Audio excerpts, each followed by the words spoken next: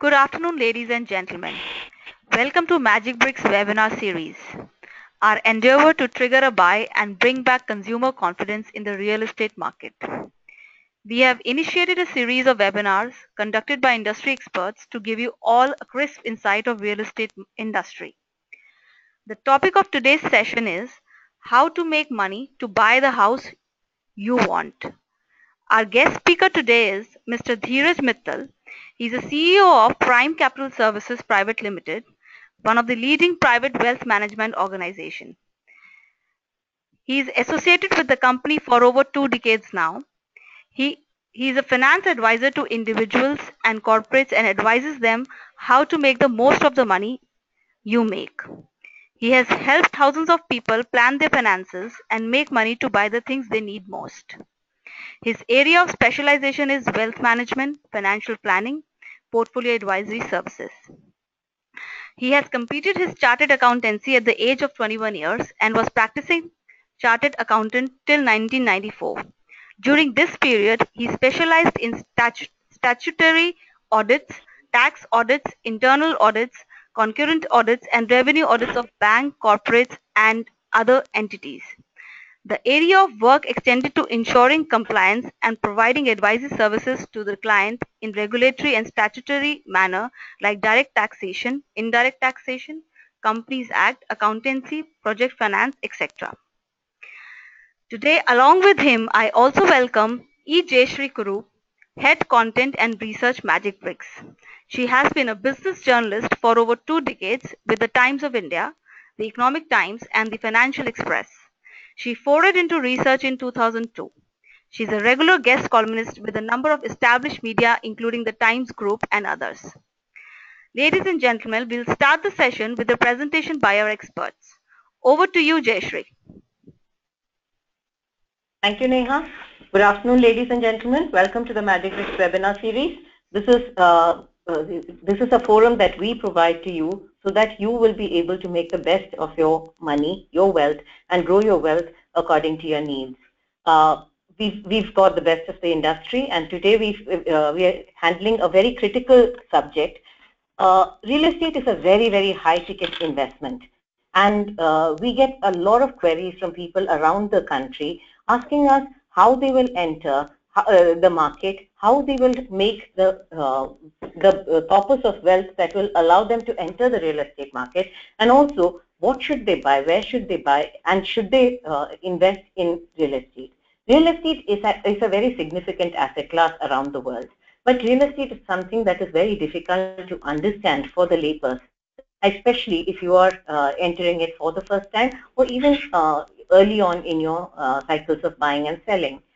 In addition to which, in the Indian market, there are many loopholes which you need to navigate to make the best out of your real estate investments, which is why we thought we would bring in an expert who understands money as an investment category, who understands that there are so many asset classes in which you can invest your wealth and grow your wealth, and also he will be able to advise you how you should look at real estate as one asset in your portfolio, and how you should calculate how much of your wealth should go into real estate and when. It is very critical which part of the cycle you enter, and it is also very critical that you enter the right property at the right time. There are many decisions here, and we thought we will get Dheeraj Mittal of Prime Capital to address your concerns. Over to you, Dheeraj. Good afternoon, ladies and gentlemen. Thanks a lot for the opportunity given to me. The agenda for today is to understand how you can accumulate the corpus required for probably the down payment for a house you want to buy on loan, or probably you want to accumulate the whole amount without borrowing anything, and how to accumulate that money. Typically, investment in a house for needs, one always looks at buying something which is much better than what one is presently living in. So there is a lot of aspirations attached to the house, and typically one takes the consent and advice of family members, and end of the day when one reaches conclusion, one finds that the property that you plan to go is much beyond your budget. It has always happened in the past, and it will always happen in the future. So it is essential to understand how you should save money on a regular basis and accumulate in such a way that you can raise the necessary corporates for your dream house. For that, essential understanding of investments, creation of wealth is essential. So the agenda for today is how to maximize the wealth, primarily through mutual fund. I will cover most of the other investments also. But since mutual funds are the most tax and return efficient way, so that should be the primary asset class in your portfolio.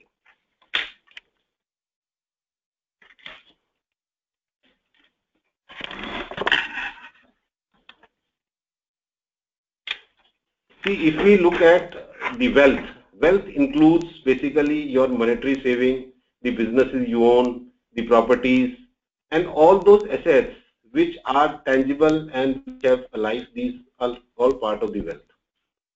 To create larger wealth, one needs to start early and save more. Saving is the most important part of wealth creation process. You can't create wealth just on returns. Returns, if you try to create wealth only on returns, then you have to be very, very lucky, which rarely happens. But saving more and starting early is the easiest way to create large wealth. If we look at the factors that would affect you on the way to the wealth creation, it's primarily inflation, taxation, and the compounding of the returns on your saving. If we look at inflation, inflation is basically the loss of purchasing power. When you are saving money, then you are postponing your current purchase in the hope that these amounts which you are not spending now and saving would accumulate over a period of time and would create a corpus which has a purchasing power much more than the current purchasing power. So, to create wealth, you need to understand how inflation works. In a growing economy like India, inflation would generally be more than that across the world. The saving that you make, the biggest risk in that saving is that of outliving it. For example, you save an X sum of money and you assume that the expenses will remain at the current levels and you save accordingly, then in the next 10 to 20 years you are in for a disappointment. If we look at the past history of inflation, in the last 35 years from 1979 till now, 100 rupee of 1979 is worth only 6 rupees. So purchasing power of a rupee is only 1/16th.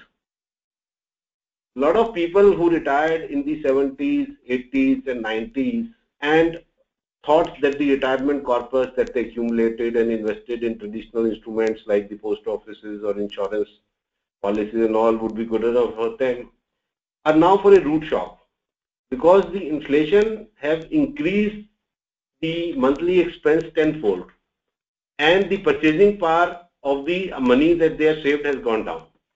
So it is very essential that whenever you are looking at the returns or wealth creation, you have to factor in inflation in that calculation. The other thing is taxation. A 9% return pre-tax is less than an 8% post-tax.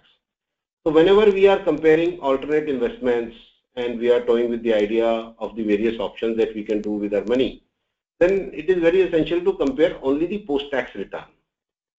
The taxation on the one hand reduces your rate of return, and on the other hand it reduces the amount that goes towards the next year's earning. The wealth creation, whether it's for an individual or for a corporate, is a function of the power of compounding. Power of compounding works when you do not spend all the earnings in the current year and carry some of the earnings with the principal for next year's investment. To explain in a little simple terms, let's say you are earning 8% post-tax. At 8% post-tax, your money multiplies 7 times in 25 years. If we apply the simple maths, then one would assume that if instead of 8, one is earning 16%, the money would multiply 14 times in 25 years. But the effect of compounding works like a magic. Instead of 8%, if you are earning 15%, then over a 25 year, your every rupee will multiply 33 times. So from 8 to 15, the earnings has not even doubled. But because of the power of compounding, the money from a 7 time, it has become 33 times. If we look at all the wealth creation that has happened in the world, whether it is for individuals, it's for businesses, it is due to the power of compounding. Power of compounding over a period of time snowballs into a large corpus for every investor. And if you are smart enough to choose and allocate your money well, and you end up with a 20% yearly return, which is not very difficult in the Indian context, then your money can be 100 times, 95 to 100 times in 25 years.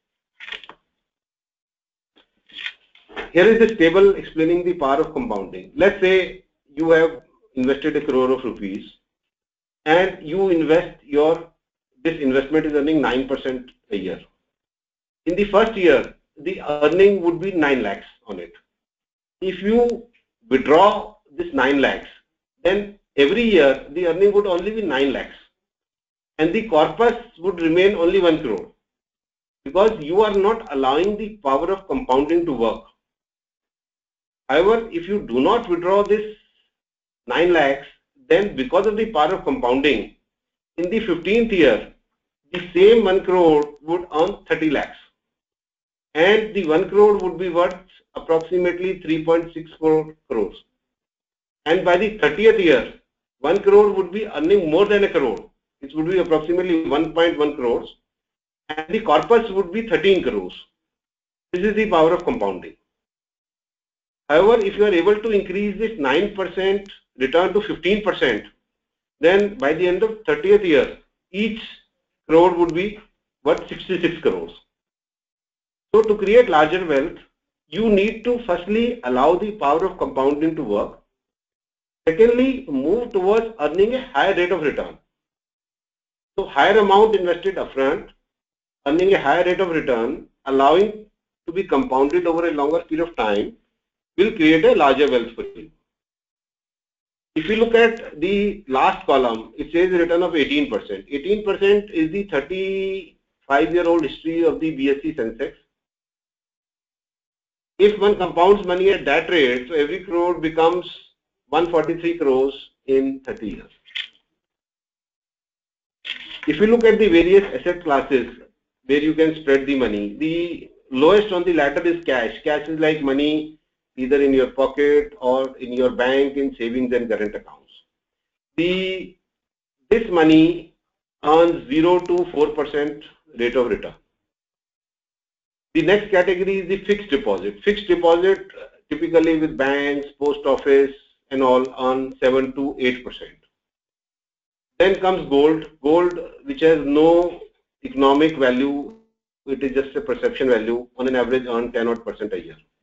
Then comes real estate. Real estate earns around 10 to 12% a year. Then comes equity. Equity earns 15 to 20% a year. If you look at this chart on your screen, it shows returns and risk. The returns improve as the risk increases. If you look at this risk is the, in a way, unpredictability of returns. The moment you go in for predictability, the returns are going to be lower.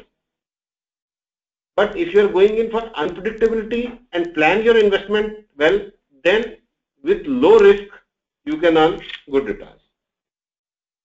If you look at from historical perspective in India, we have got 35 years of recorded history of the various asset classes. Here we have taken the average annual return. So it's a financial year wise from 1st April of a year to the 31st March of next year. Over the last 35 years, if we look at the returns of various asset classes and take a simple average, then inflation on an average is 7.5%. Gold has given on an average 11.5% return. So that means inflation adjusted gold has given a return of 4%. Fixed deposit on an average have given 8.5%.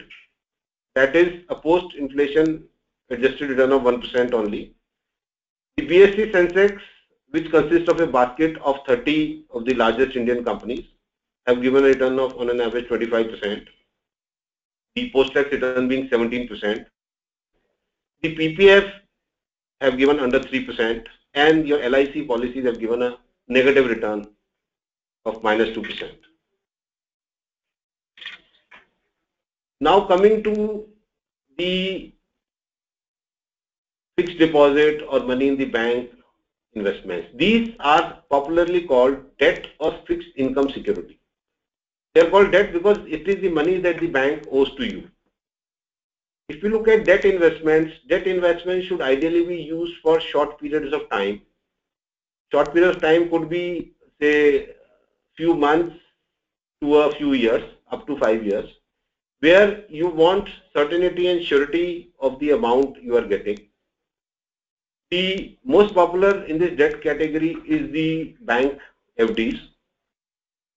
The basic disadvantage with the bank FD is that in India, the tax laws, the way the tax laws are structured, if you put money, any money in a bank, and the bank adds some interest, even if they are not paying you, add some interest to your FD on an annual basis, that amount is chargeable to tax.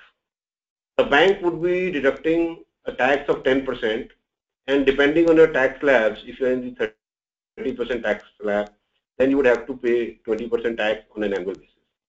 This is called taxation on accrual basis. Means whenever the income is accrued or becomes due, even if you have not received, then you have to pay tax on that.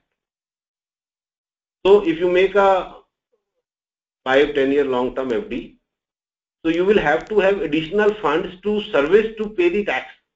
You may not be receiving any interest, but you will have to keep reinvesting in the tax amount. And if you do not pay the taxes on a quarterly basis during the year and wait for the taxes to be paid at the end of the year, you will end up paying interest and penalty for delay of advance tax.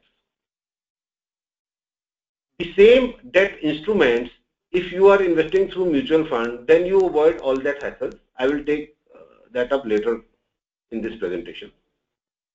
That means any investment which you know at the time of the investment with a fair degree of certainty the type of return that you are getting, and it has a date on which the money would be repayable, or it is such instrument where you can take the money anytime without any depletion in your principal. That is called a debt or a fixed income security.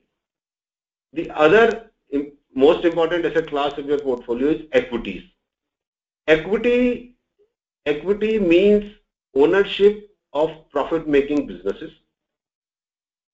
The equity could be a business owned by you. Your ownership in that is again an equity. It could be somebody else's business where you are having a part ownership. So equity represents ownership of businesses. If we look at all the wealth creation that has happened in India or across the world in businesses, small businesses have grown large and large businesses have grown giant. The biggest beneficiary of the same are the equity owners. All that money that you put in debt or the fixed return instruments, you are in a way pushing up the return. For example, let's say you bank with HDFC and you have been putting money in an FD of HDFC Bank for the last 10-15 years. You would have got a return of 7, 8, 9%. But the same money, if you had invested in stocks of HDFC Bank, so as an equity holder, you would have made close to 25 to 26% a year. The equity owners participate in the profit remaining in a business after paying over the regular expenses and the dues. And in a growing economy like India and growing business, the largest pool is available to the equity owners. A lot of us are very skeptical about investing in equity because of the volatility in the stock prices. There is an event in India or an event in China, the stock prices get affected. And we all get scared by this effect. It is these difficulties in equity investment which makes them deliver superior returns. Anything which is easy will never give you superior returns, whether it's an investment or your career or anything else in life. So unless there is some level of difficulty, the reward is not going to be as big. So it's better to understand where the better reward is and learn how to navigate through that. If we look at performance of some of the businesses in the last 25 years, for example, let's say you put money in a bank and state put that money through a bank or a post office and all. At best, your money would have multiplied 4 to 5 times post-tax. Look at these businesses like an ITC or Hero Honda. They have multiplied your money 1,000 times. So the essential differentiator between a debt and an equity is that debt, there is a limit to what you can earn. Equity, there is no limit to what you can earn. A single rupee can earn 1,000 rupees in equity investments. If you are good in selecting the underlying businesses and if you give enough time for the businesses to grow. If you look at the mathematical formula of wealth creation, it's pretty simple and it's sold in everything in life, whether it's personal wealth or a corporate wealth or the government's wealth. The sum accumulated is equal to P. P means the amount that you are investing. The second variable is the R, the rate of return, whether you are earning a 4% or you are earning an 8% or you are earning a 12% or 18%. The third is the time for which money remains invested. In the last slide, I showed you how the money has multiplied 1,000 times. It has happened because somebody let that money stay put for 25 years. In these three variables in this wealth creation, two are easily in every investor's control. One is the P or the amount that you invest, and T is the time for which you let this amount stay invested. As far as the rate of return is concerned, the rate of return may be volatile or uncertain in the short term, but in the long term, it is very certain. The long-term return of equities in any country is always more than inflation plus the GDP rate of growth in that country. So in Indian context, it would be always more than 14-15% at the current rate.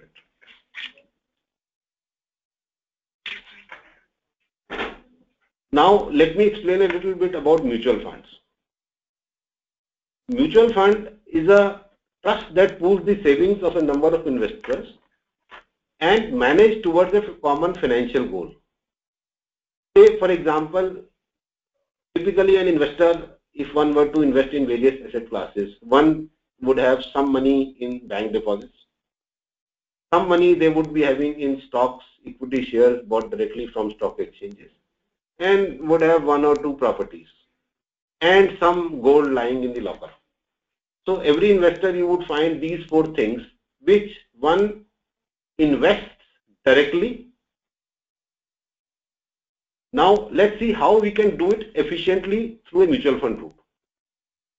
When we are investing money in debt instruments, if instead of investing directly, we choose a particular scheme of a mutual fund which indirectly invests in that the instruments that you are investing directly, then you end up with almost nil tax.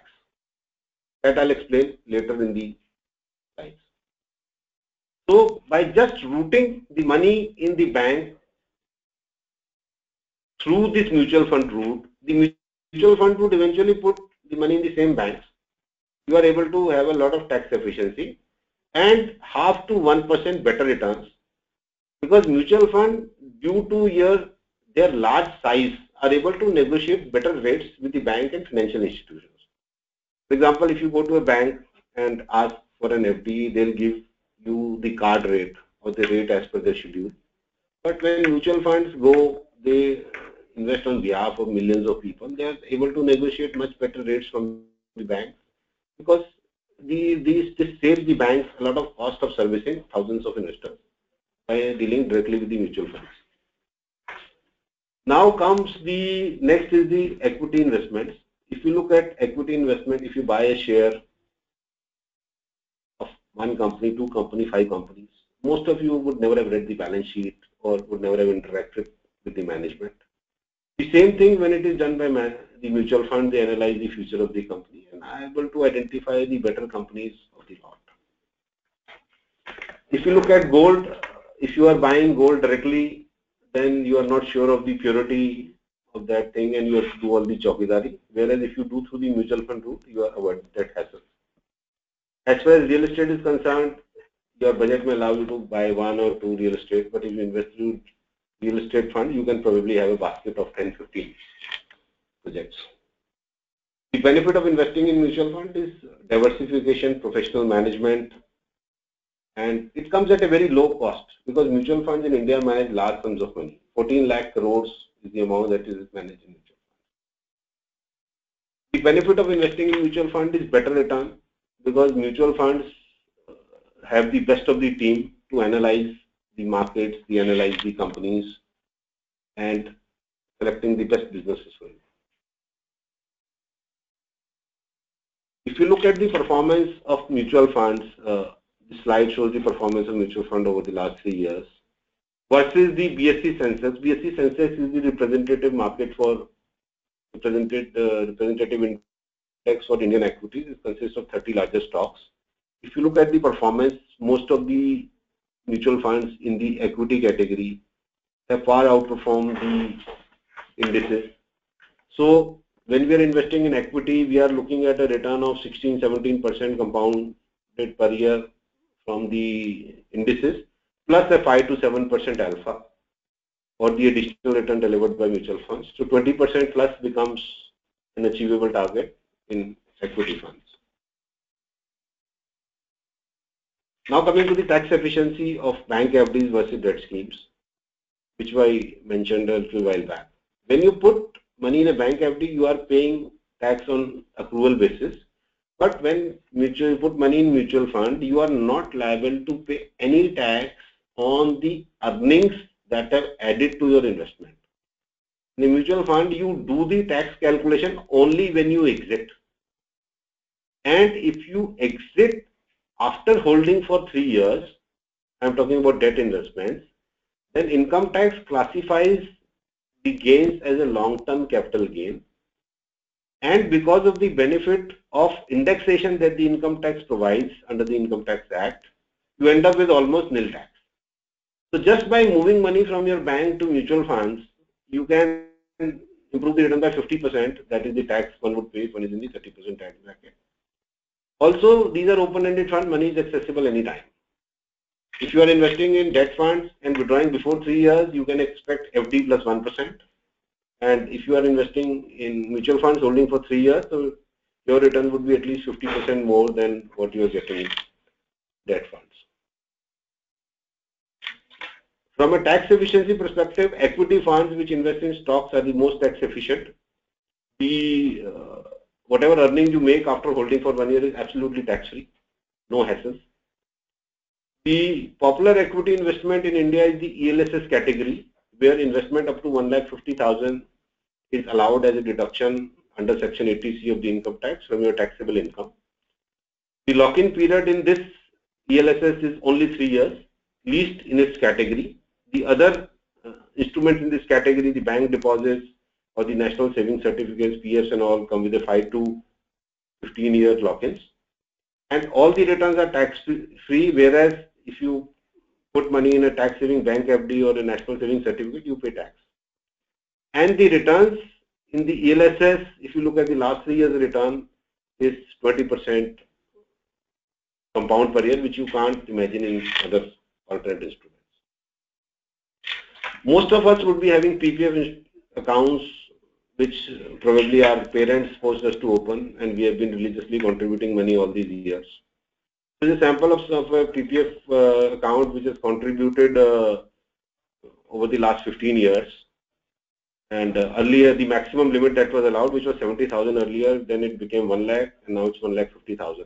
Over the last 15 years, the accumulations would have grown to 23 lakhs. Same money, if put in the ELSS category, would have been approximately 58 lakhs. And these ELSS schemes have always been available.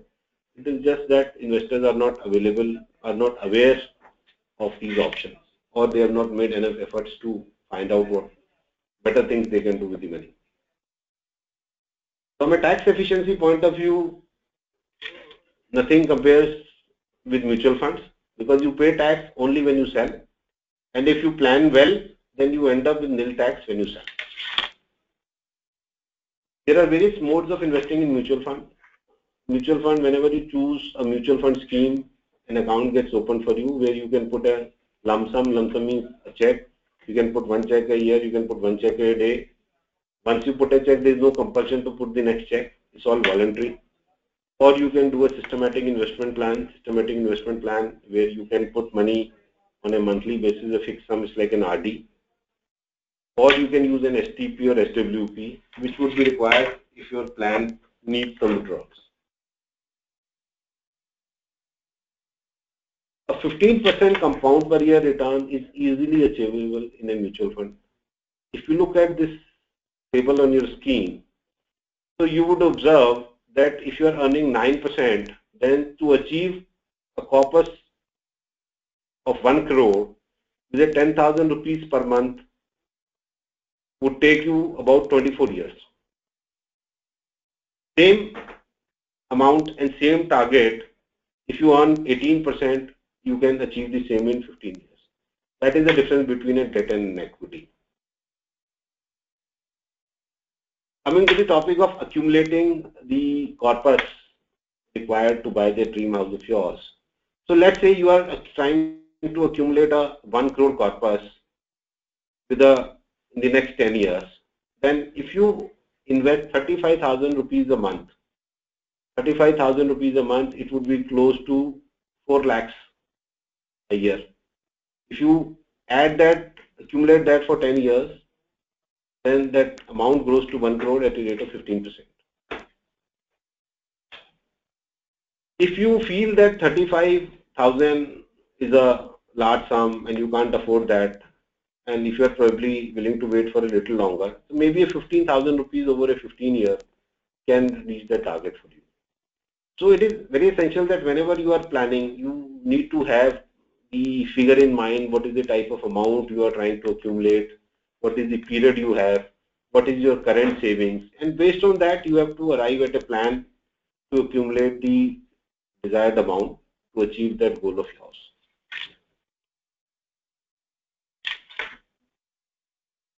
The most important factor affecting your wealth creation is how you allocate your investments.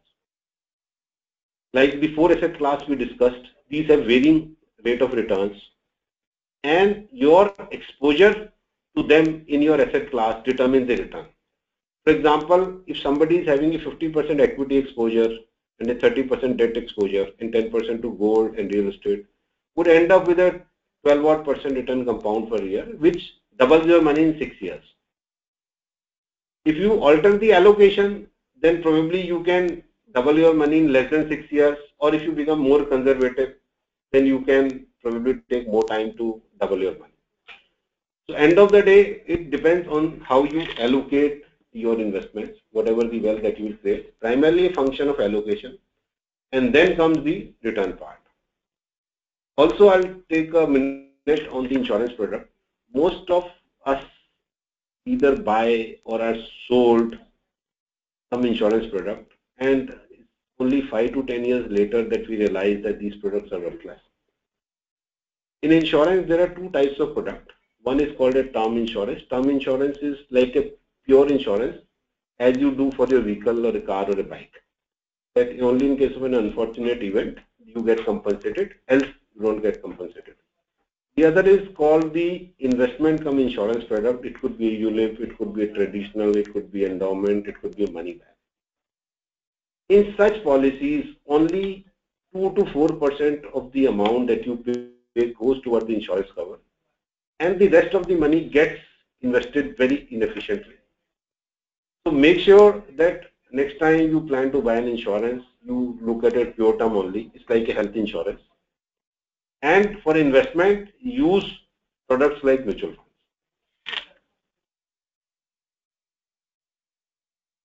Also, I would urge you all to consider the goal of financial freedom. Financial freedom is basically creating a corpus which is good enough to substitute the earnings from which is good enough to substitute your earned income, so that you can take all the risks with your career and do whatever you want rather than being dependent on the salary check. So if you start early, plan well, then probably in the 10 to 15 years of your professional life, you should be able to achieve.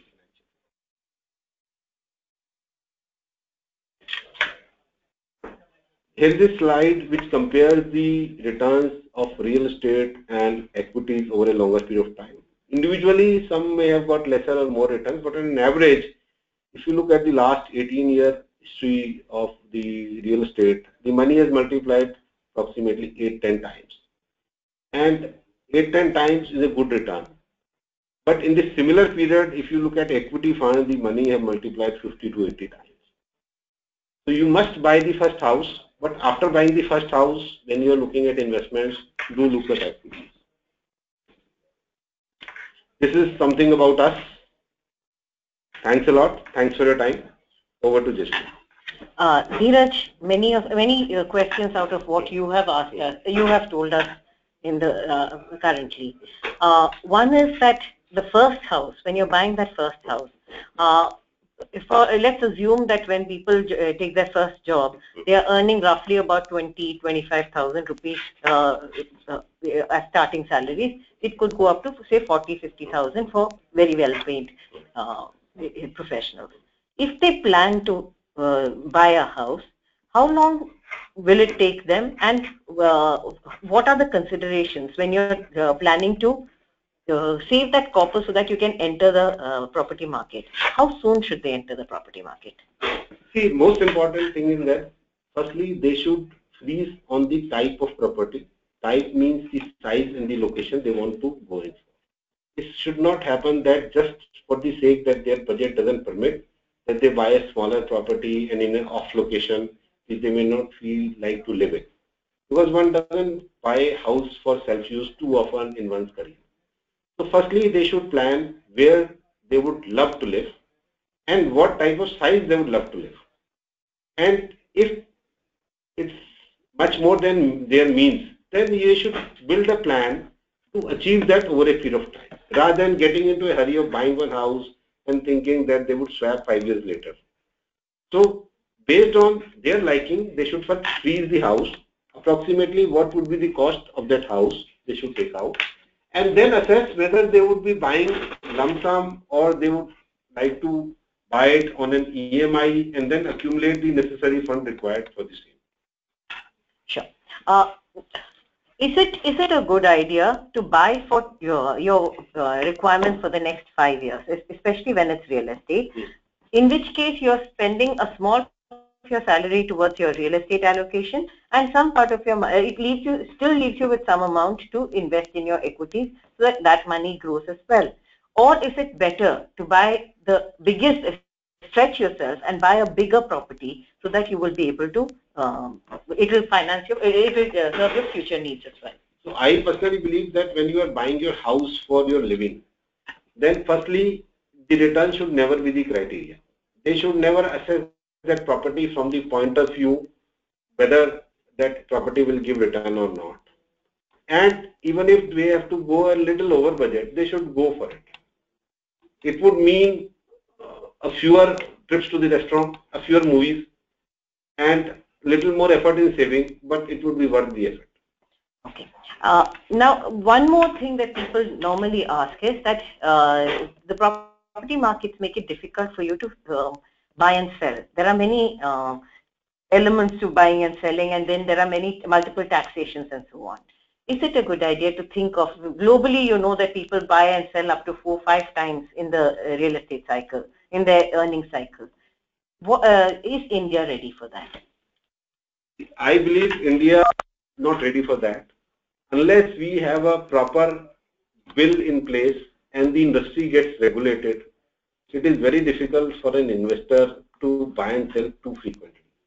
If you look at the equity markets, in equities, all these stocks were traded in a physical mode in the 80s, even till the early 90s. It used to take 3 to 6 months to buy and get one share registered in your name. Now it doesn't take even a 6 seconds. So I believe till the proper regulation and processes are in place, one should avoid doing frequent buying and selling. Rather, one should buy for the need and give it some more time till the industry becomes more systematic and efficient. You mentioned the example of HDFC, where HDFC, if I had invested in HDFC and if I had bought into the stocks, my purchase into the stocks would have grown higher. Does the same hold for real estate? See, this example that I gave of HDFC, this firstly holds true for every bank. Whatever is your bank, if you look at the history of the movement of its stock price, then you would find that till the time you have been banking with it or putting FD into it, the same money, if you had put in owning that stock, your return would have been at least 3 to 4 times. But I don't think the same would hold in real estate. Real estate, if you look at the prices in real estate versus the prices of real estate in developed countries like US, in India prices are similar to the US. And if you look at the earnings, the average earnings is much lower than in the US. In India, real estate is, I believe, too expensive. And this would get moderated over a period of time, primarily because of the fact that once the regulation comes into place, when the ease of transaction happening, then you would see prices easing out. And I believe one should be very careful when choosing real estate as an investment. What are the 5 things that you should keep in mind when you're choosing to buy real estate? When you are choosing to buy real estate and assuming it's for needs, so one is that you should look at the connectivity from your workplace. If you are on your own or you are working for a company, so where is your workplace or where is it likely to be? So connectivity is a big thing that you should look at. It should not happen that you are spending 3 hours a day commuting on the road and 10 to 12% of your time during the day is spending in commuting. So one is the connectivity that you should look at. Secondly, you should look at the law and order situation in that area. For example, if you are towing between a Noida and a Delhi and a Gurgaon, and if the price differential isn't too huge, then probably a Delhi would be preferred over other areas. The third is availability of facilities like schools, hospitals, and all. The fourth one means the consensus in all those people in your family are going to live. It's not like that you should choose a house and your family members do not like that and everybody is living. So that is the fourth. Fifth is you should look at the expandability. That as of now you need a 2-bedroom, you buy a 2-bedroom house and 5 years down the line you are short of a bedroom. Always buy a little more than what is your present need, so that you don't have to flip it too frequently. Let's go to the user queries. We've got a lot of user queries waiting for us. Akash Narang, a 60-year-old retired professional from Delhi, says, how should I plan my finances so that I have enough amount in the bank to survive and can also own a home? Please share a few tips. See, to plan for you, firstly, we would have to know what tax bracket you are in. because same plan would not be valid for somebody in a 0 tax bracket to a 30% tax bracket. So tax bracket is essential to understand. That is one.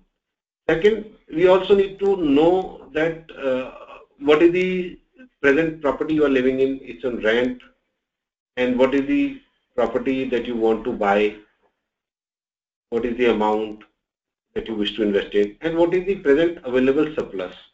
So it's such things which need a lot of information, and it can't be answered right away. So we'll take it offline. We'll take details from you and send a plan for that. Akash, if you need more help from Dheeraj, we'll be happy to facilitate so that you can talk to him later. There is Aman Dua from Delhi who says, I've taken a loan worth 50 lakh. I still have to pay about 10 lakh. If I want to prepay the loan, how should I proceed with my savings?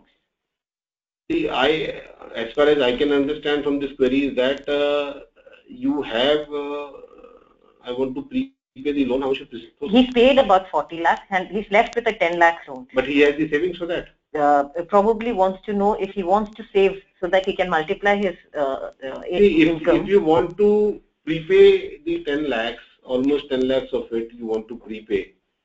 And if you want to say prepay means, I assume that you want to pay over the next few years.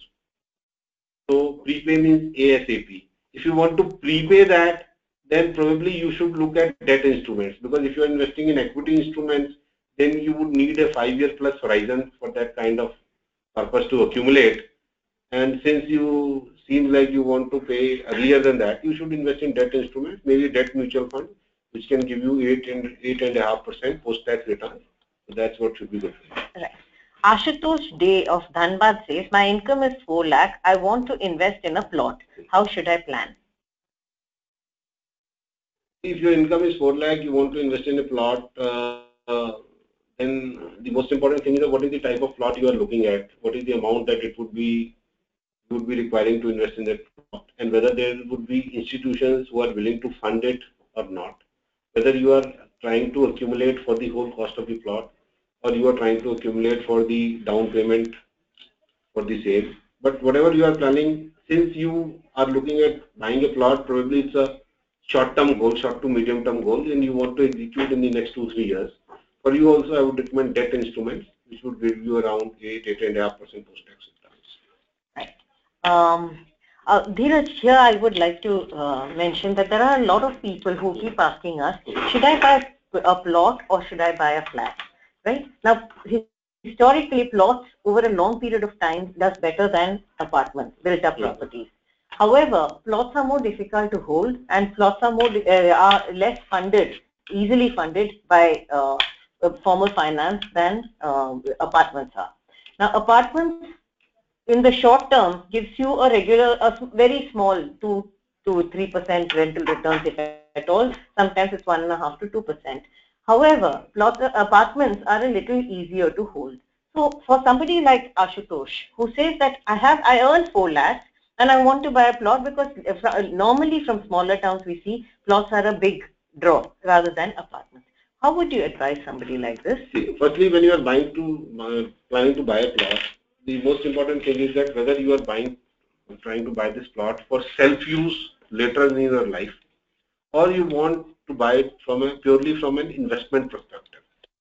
If you are buying from a self-use perspective, then you have to look at whether this is the area you would like to live in or not. If you are trying to buy from an investment perspective, then you have to see whether your city is expanding or it is static. If it's expanding, then because of some business opportunities in that city or because of some highways, so probably something on the outskirts may be a good bet. Jeshri, your question regarding a plot or an apartment, a few things I feel one should look at. Firstly, is there any possibility of you living in there? If there is any possibility of you actually using that property, then much would depend whether you would like to live in an apartment or if you would like to live in an apartment, in an independent house. Second, you have to look at the city or the town where you plan to invest. If generally the concept of apartments is not very popular in that area, then you may find it difficult to encash that apartment. So it's better to go in for the plot first. Okay. Also, if you feel that over the next decade your family would be expanding and you would be needing more apartments, then it makes sense to buy a plot and have multiple floors and it works like multiple apartments. So it's an individual case to case. Okay. We've got Ashutosh, who's 26 years old and in Mumbai. He's just started earning a salary of about 40,000 per month. How should he plan his finances so that he can own a home in the next 5 years? Yeah, in this case, I feel that he has not defined an exact time. It could be 3 years, it could be 4 years. It's in the next 5 years. Means he has a little flexibility about this goal. It could be 3 years, 4 years, 5 years, 6 years. He should look at aggressively doing systematic investment in equity mutual fund with a target that whenever after 3 years from now, whenever it accumulates to a decent sum, he'll sell that and go in for that house. He earns 40,000 per month and he's 26 years old. How much do you think a young professional like Ashutosh should be saving per month? And normally, from the way you've advised people, what is an aggressive investment size? See, aggressive investment, if somebody is very aggressive, one can save 50,000 out of the earning of 40,000 by taking up a part-time job also. So it's an individual to individual case. We've got Chandan Singh who says, sir, I bought a plot worth rupees 10 lakh in a prime location of Noida Expressway 2 months ago. What will be the ROI if I sell now? See, 2 months is a very short period of investment to calculate any return. And if you have bought at the market price, then you would be lucky to get any return in 2 months. Exactly. And Chandan, I would like to give in a little note here. When you bought for 10 lakh in Noida Expressway, remember that Noida Expressway is one of the most crowded markets in the current scenario. In any market, when there is more supply, there is a huge amount of supply in the market, you do not get returns in the short term. In fact, you will have to hold for a very long term before you get returns, good healthy returns out of that. Having said that, since you've already bought your property, you need to hold, and real estate is never a short-term investment plan. Real estate has to be a minimum of 5 years, sometimes 10 years in crowded markets. So do not look at it as something that you've bought and you can exit fast. If you bought at a time at launch value or inaugural values, you can check out whether the market is giving you a better return right now. And if you don't want to hold for a long time, you can exit. But I suspect that hardly anybody gets significant real estate returns in 2 to 3 months. Even in 2 to 3 years, maybe you may not get very significant returns. I just wanted to come back to Ankush's, the 26-year-old from Mumbai who started earning 40,000. Ankush, remember that whatever you need, there is a certain amount of wealth that you spend for a comfortable living. And there's no point in straining your current lifestyle saying that you would like to work towards a future goal. Do spend enough for your present requirements, but keep a goal in mind. And if you, whatever you can comfortably invest, let's assume that it is 15, try and push it to about 20. And if you can save at least half your income, then what happens is that you will be able to save that money, push it into the instruments that Dheeraj just spoke to you about, equities and so on, which aggressively grow your money, so that you have to spend less time waiting to buy that house that you were looking for. Right? We have Malini from Hyderabad who says she bought a property by opting for a loan 3 years back. Now I want to buy another 2 BHK. Can you give me some financial advice on this? You already have a loan and you want to buy another property. I assume that this property you are looking at an investment. The earlier property that you bought, you have not specified, it could be from a self-use and from an investment perspective. The strategy of keep on buying apartments on loan and keep on building loans and increasing the number of properties is a good strategy in a rising market. But I don't think real estate in India is in that kind of a up move. So this strategy of too much overexposure should be avoided in the current scenario. In fact, if you can finish your loan or prepay your loan if you have some money and then go in for another one, that may be easier. But remember, Malini, if you are still paying for your first home, figure out why you're investing in the second house. Maybe what you can do is put your money into some equities or into some instruments which allow you to create a small corpus and then see whether that is when you would like to invest. You should be very clear about your investment goals. No matter which instrument of saving you're investing in, you must be sure why you're buying whatever you're buying at that point of time and whether it will strain your finances to a very large extent. We are into the last 5 minutes of our chat, and let's get on to the next query. There is a user who says, I'm planning to buy a house worth 80 lakhs. My salary is 5 lakhs per annum. How can I plan as I have other expenses also? See, assuming that this house that you are planning to buy is going to be your primary residence, since you have not given enough details, so I'm assuming it's for primary residence. If it's from primary residence and your salary is 5 lakh per month, per annum, and I believe you can afford an EMI of say 10 to 15,000 rupees a month. And for an EMI for 10 to 15,000 a month, plus you must have accumulated some savings, so you should be able to go in for that house. There is Naresh from Delhi who says, I have my own properties in Delhi and Noida. I wish to buy a big independent house that I don't have much cash in hand. Shall I sell both these properties and buy one big home? Please suggest. Naresh, this is, and Dheeraj, this is something that a lot of people want to do. If they have invested in the property over a period of time, and today, since the markets have been flat for 2 years, so it's a more affordable entry point, can they sell these investments to upgrade their lifestyle? If you look at the current scenario and the outlook going future, the real estate as an asset class is not going to be as attractive as it used to be maybe 10, 15 years back.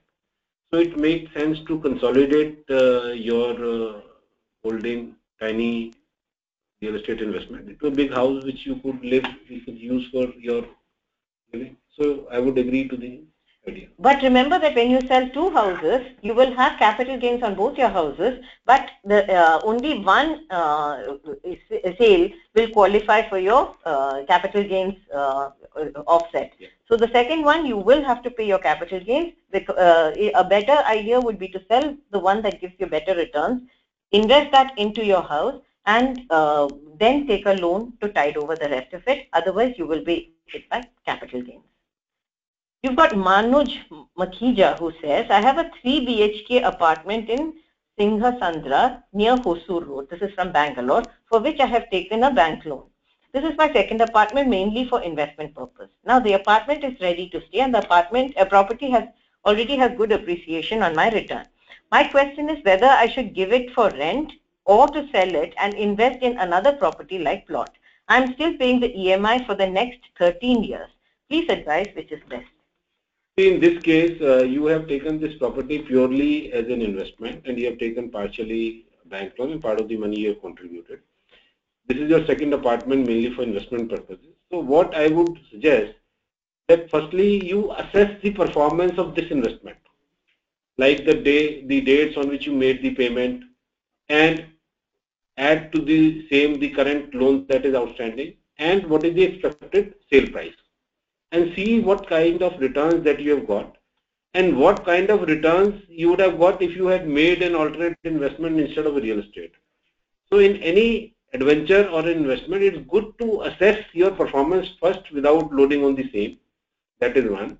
Secondly, while selling that, please take into account the date of acquisition to see what type of capital gains you are liable to pay.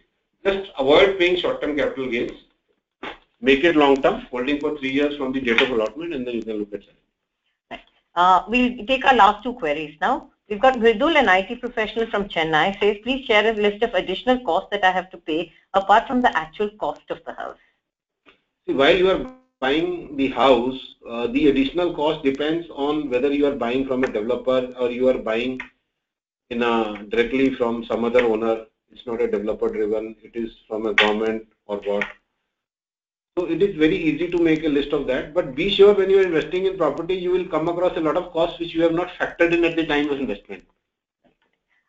Actually, you remember that once you buy your house, the registration charges, the water and electricity meter charges, the parking lot charges, you may have other costs which you may have to pay, as in the agent fees. All this in Delhi, there is a mutation fee.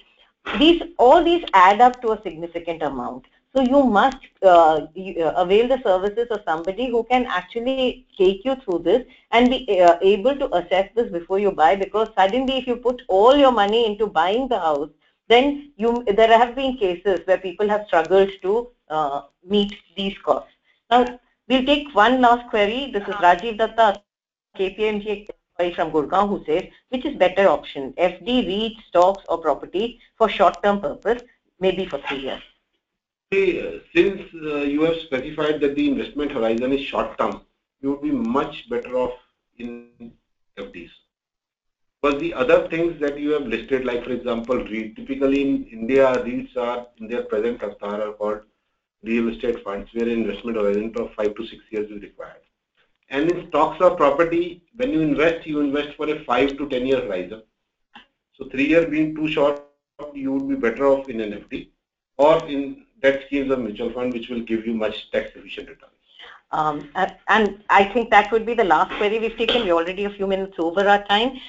We'll hand you over to Neha, but I would like to tell our viewers, listeners, that if you have more queries, and we do have some, I can see that are still unanswered, we will send these queries back to Dheeraj, and I'm sure he will be happy to take your queries. We'll post it back to you and back on our forum. And do keep visiting the forum for experts like Dheeraj, who constantly come and answer queries on Magic Bricks.